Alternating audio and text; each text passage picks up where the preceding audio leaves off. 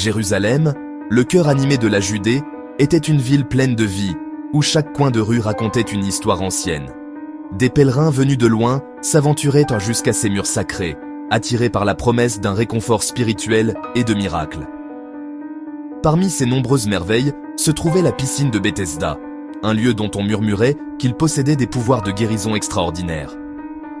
Non loin de cette ville sainte se trouvait Béthanie, un humble village où Jésus trouvait réconfort et amitié dans la maison de Marie, Marthe et de leur frère Lazare, ses chers amis.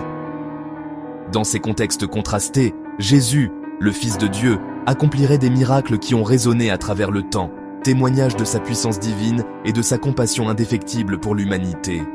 Ces miracles, actes d'amour et de miséricorde, offraient un aperçu de la grâce infinie qu'incarnait Jésus, touchant la vie de ceux qu'il rencontrait et changeant à jamais le cours de l'histoire humaine, laissant une empreinte indélébile.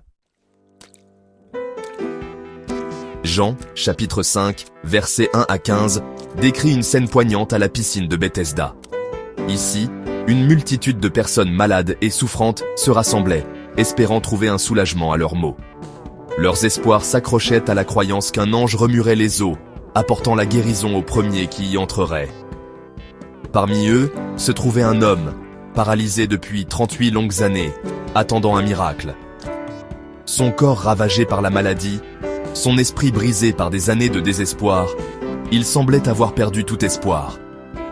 Jésus, dans son infinie compassion, ne voyait pas seulement un homme brisé par l'affliction, mais une âme aspirant à la libération et à la guérison. S'approchant de l'homme, Jésus a posé une question simple, mais profonde. « Veux-tu guérir ?»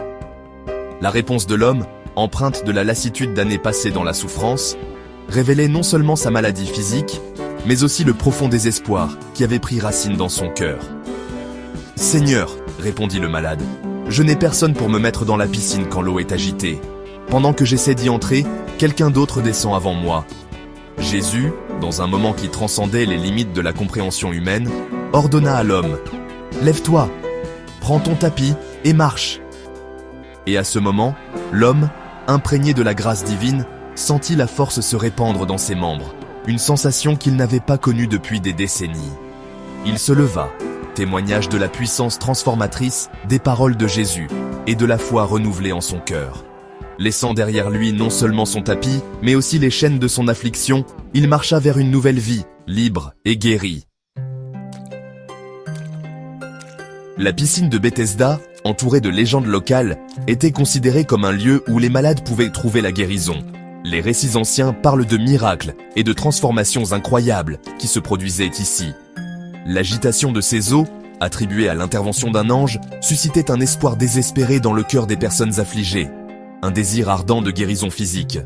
Chaque mouvement de l'eau était perçu comme une promesse de réconfort.